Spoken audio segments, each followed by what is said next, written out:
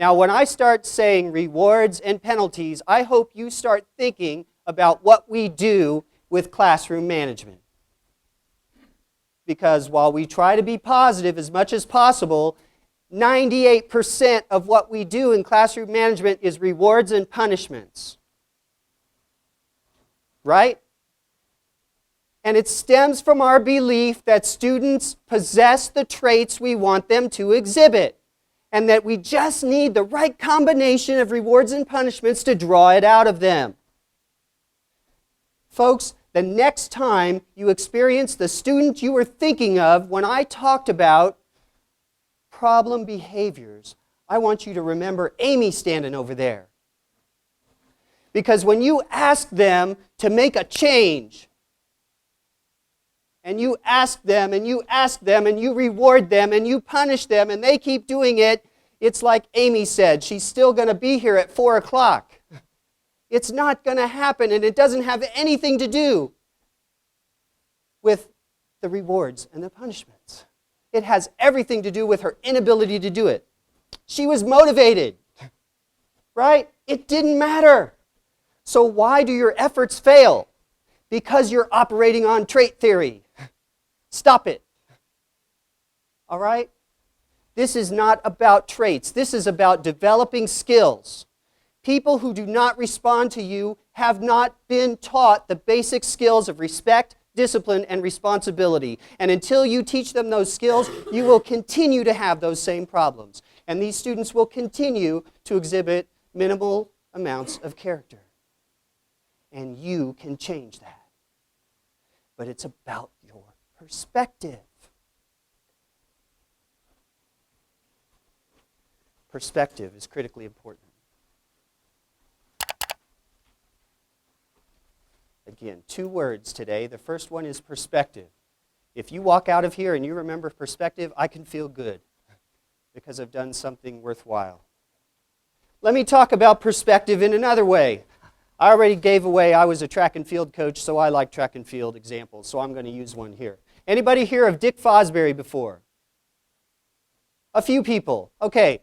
Dick Fosbury revolutionized the high jump, and he set a world record in the Olympics as he did it. If you look at the black and white picture up there, you see the old way to high jump. People jumped and, they stayed upright. Part of the reason is they have to land on their feet. Do you see a pad there? No. So you don't want to land like these folks are going to land. Okay? But they didn't think of the need to do it any differently. If you could see this picture, I don't know how clear it is on your handout, probably not too much. But this guy standing here next to this bar is at his nose level. Can you imagine someone who can jump high enough, upright, to jump over a bar that's at somebody's nose level? Wow! That's a phenomenal jump. However, that's not what we think of when we think of the high jump, is it? Even if you've never participated in it, don't know much about track and field, you probably recognize this as a high jump. That is called the Fosbury flop. It's named after the man who revolutionized the event. And you know why he did it? Because he had a different perspective than everyone else. When he started high jumping, he came to a realization. It's not about just getting your whole body over the bar all at once. It's about getting your body over the bar eventually. And that makes all the difference, because the energy that it takes to get this head some 2 feet over the bar could be used to help you jump higher if you only clear the bar by this much. Change the event so much that even if you don't know who Dick Fosbury is, you see his work. Perspective matters. Perspective can change everything. And that's your proof. You don't have to take my word for it. All right, so how do we do this? I said we start with self-respect. Now let's talk about why. First, because the very worst problems that we see, when we talk about violence, when we talk about the most horrendous kind of problems we can think of, they tend to stem from a lack of self-respect. Read the research, you'll see it backed up. Students who do terrible things to others or themselves do not respect themselves. All right? But think about the second point. If you don't respect yourself, if you have a very low opinion of who you are and what influence you can have over your life, why would you listen to anybody? Why would you try to do something that you don't want to do? You wouldn't, right? It's just human nature. If you don't think you can make a difference, you stop trying. How many of you teach at the secondary level? Middle grades? So now we're getting to most of this room. Students run into roadblocks, especially in school, in some early years, and they haunt them for years. I'd like to tell a story about my oldest son, who's now in 6th grade. He really seemed to be smart. Everything just clicked. And he got in 1st grade, and he was recognizing the words he was supposed to recognize, and everything was really cool. And then he had to start putting them together to read, and he couldn't do it. Now, I was an English teacher, and I'm in education, and so this troubled me greatly. And so I kept working with him and asking the teacher for suggestions, and we kept trying to figure things out, and he couldn't do it.